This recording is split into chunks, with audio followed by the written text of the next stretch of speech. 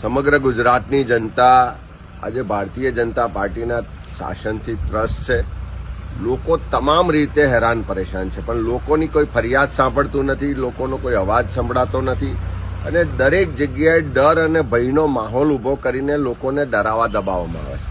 ત્યારે એવા જ સમયમાં ગુજરાતના લોકોના અવાજને બુલંદ કરવા માટે, ગુજરાતના લોકોના હક અધિકારની લડાઈ લડવા માટે એક વિપક્ષ તરીકે અમે આ જન આક્રોશ યાત્રા લઈને નીકળ્યા છે. પહેલા ચરણમાં તમે જોયું હશે કે ઉત્તર ગુજરાતમાં યાત્રા યોજાઈ અને લોકોએ ખૂબ ઉમળકા સાથે યાત્રામાં જોડાઈને પોતાના પ્રશ્નો રજૂ કર્યા. આ બીજા તબક્કાની યાત્રા મધ્ય ગુજરાતમાં ફાગવેલથી શરૂઆત કરી અને યાત્રા આજે ભ્રમણ કરીને છોટાઉદેપુર જિલ્લામાં આવ્યા.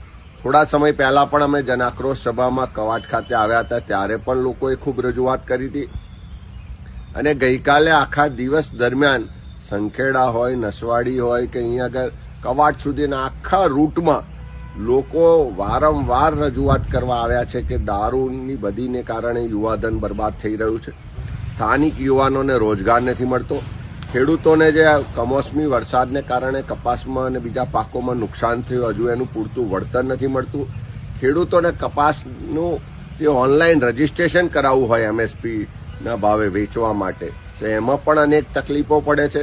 અહીંયા હાઇડ્રો પ્રોજેક્ટના નામે નસવાડી તાલુકાના અનેક ગામોની જમીનો હડપ કરવાનો કારસો ચાલે છે. બીજા વિકાસના નામે આદિવાસી સમાજને એની જળ જંગલ જમીનથી ધકેલીને કાઢી મૂકવાના પ્રયત્નો થઈ રહ્યા છે. અહીંયા આગળ ગેરકાયદેસર ખનનની મોટી ફરિયાદો છે. આ તમામ મુદ્દાઓને લઈ અને અમે આ યાત્રા લઈને નીકળ્યા છે. લોકો ખુલીને બહાર આવી રહ્યા છે. લોકો ડર અને ભયની જે ભાજપની રાજનીતિ છે એને સામે પડીને હવે બોલતા થયા છે, લડવાનો સંકલ્પ સાથે આગળ વધી રહ્યા છે. હું માનું છું કે જન આક્રોશ યાત્રા જેમ જેમ આગળ વધે છે એમ લોકોમાં એક વિશ્વાસ આવતો જાય છે કે અમારે જે ગુજરાતમાં પરિવર્તન લાવવું છે, અમારે જે ગુજરાતમાં સામાન્ય લોકોની કોંગ્રેસની સરકાર લાવી છે એ સમય હવે આવી ગયો છે. એટલે આ જન આક્રોશ યાત્રા એ ગુજરાતમાં પરિવર્તનનો શંખનાદ સાબિત થવા જઈ રહી છે. મધ્યપ્રદેશને અડીને આવેલો આ છોટાઉદેપુર જિલ્લો છે સાહેબ. ભૂતકાળમાં જન આક્રોશ સભા હતી તે વખતે મેવાણી સાહેબ એવું બોલ્યા હતા કે અમે લોકો આવવાના છે એટલે 3 દિવસ માટે દારૂ વેચાણ ઉપર પ્રતિબંધ પોલીસે લગાવ્યો છે.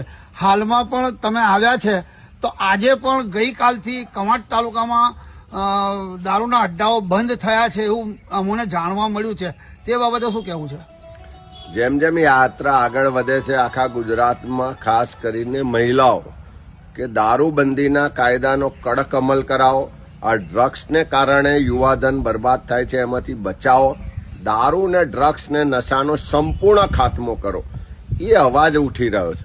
અને એ મહિલાઓનો, એ સામાન્ય ગુજરાતીના અવાજને અમે બુલંદ કરી રહ્યા છે. જ્યાં જ્યાં યાત્રા જાય છે, તમે કીધું એમ બધી જ જગ્યાએ લોકો કહે છે કે યાત્રા આવવાની છે તો 2-4 દિવસ પહેલાથી બધા જ અડ્ડાઓ બધું જ બંધ થઈ જાય છે. પણ યાત્રા પાછી આગળ જાય છે એમ ફરી પાછા હપ્તા લીધા હોય છે એના કારણે ચાલુ થઈ જાય. પણ હું એ હપ્તા લેવાવાળા પોલીસને, સરકારમાં બેઠેલા ગૃહમંત્રીને, મુખ્યમંત્રીને કહેવા માંગુ છું કે હવે ગુજરાતની જનતા જાગી ગઈ છે, હવે ગુજરાતની મહિલાઓ જાગી ગઈ છે, હવે ગુજરાતના યુવાનો જાગૃત થઈને ગુજરાતને નશામુક્ત બનાવવા માટેના અભિયાનમાં જોડાઈ રહ્યા છે. એટલે આવનારા દિવસોમાં સરકાર બંધ નહીં કરાવે તો જનતા તમામ નશાને ખાત્મો બોલાવવાની તૈયારી કરી ચૂકી છે.